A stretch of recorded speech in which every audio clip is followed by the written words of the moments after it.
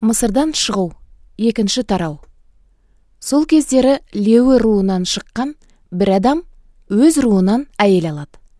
Сол әйел жүкті болып ұл туады. Сәбидің ерекше әдемі екенін көрген шешесі оны 3 ай бойы жасырып бағады. Алайда бұдан әрі жасыра алмайтындықтан әйел қамыстан себет тоқып, оны қара шайырмен бітеп, нәрестені ішіне жатқызады.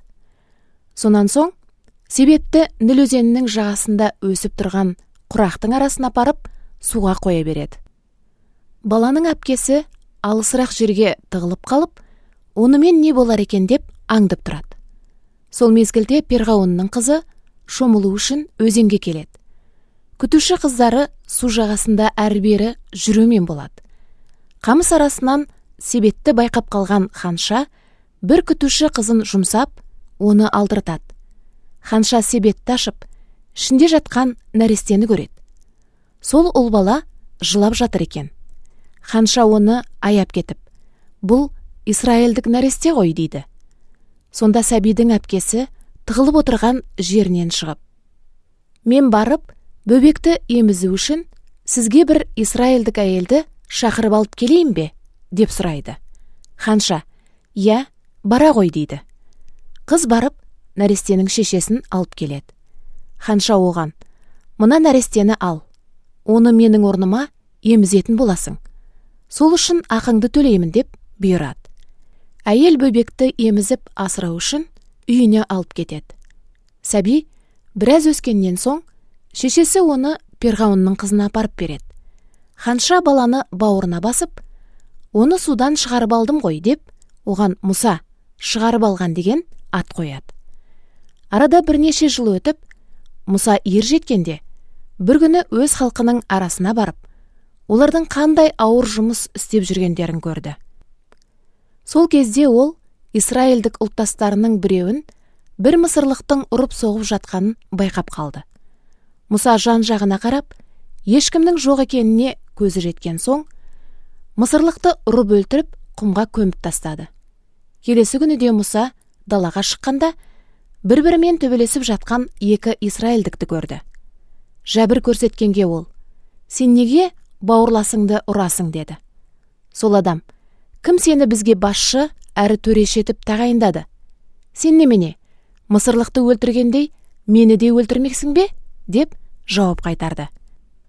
Мұса: менің істегенім туралы жұрт біліп қойған екен ғой деп ойлап, үрейі ұшты. Болған жайды перғауын да естіп, Мұсаны өлтіртпек болды. Бірақ ол перғауыннан қашып кетіп, Мадиян еліне барып тоқтады. Бірде Мұса құдық түбінде отырған еді. Мадияндық діни қызметкердің 7 қызы бар болатын. Олар әкелерінің қой ешкілерін суару үшін сол құдықтан су тартып, науаларды толтыратын. Алайда басқа қойшылар да келіп, бұларды қуып жіберіп, алдымен өз малдарын суарып алатын. Бірақ бұл жолы Мұса орнынан ұшып тұрып, қыздарды қорғап, малдарын суарып берді. Қыздар үйлеріне қайтқанда, әкелері Рагуэль: қалайша бүгін ерте келіп қалдыңдар деп сұрады. Олар: бір мысырлық жігіт бізді қойшылардан қорғап, тіпті су тартып, малымызды суарып берді деп жауап қатты. Сонда әкелері: сол жігіт қайда? Оны неге далада қалдырып кеттіңдер? Тамақ ішсін, шақырып келіңдер деп тапсырды.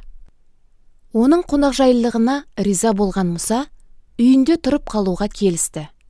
Уақыт өте, діни қызметкер Мұсаға қызы Сипораны әйелдікке берді.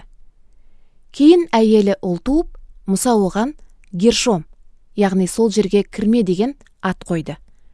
Себебі ол: мен бөтен жердегі жат жұрттық кірме болдым деді. Ұзақ уақыттан кейін Мысырдың патшасы дүниеден қайтты. Ал Исраэльдіктер әлі де құлдықтан бейнет шегіп, күңірене күрсініп, зарлап жатты. Олардың көмек сұрап жалбарынуы Құдайдың құлағына жетті. Зарлаған дауыстарын естігенде, Құдай өзінің Ыбырайым, Ысқақ, Жақыппен жасаған келісімін рақыммен есіне алды. Осылай Құдай Исраэль халқының мүшкіл халіне назар аударып, олардың қамдарын ойлады.